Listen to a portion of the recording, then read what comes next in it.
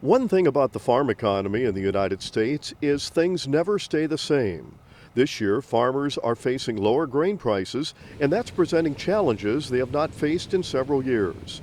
Rod Hebrink is the president and CEO of AgStar Financial Services in Minnesota and Wisconsin.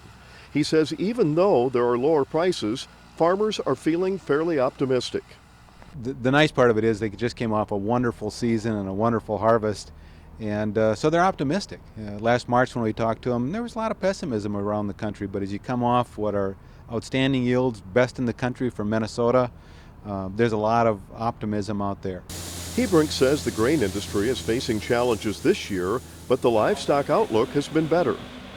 The swine industry has continued to perform very well. Dairy, not as stellar as it had been in 2014, but performing well, holding their own, making some progress along the way, and so we're feeling good about agriculture and the overall agricultural economy in Minnesota.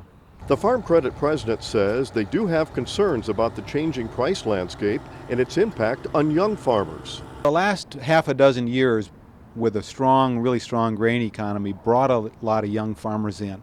And there's a good news and a bad news to that. The good news is they had some time to get established, to hopefully to get some lessons under their belt, to have a few good years.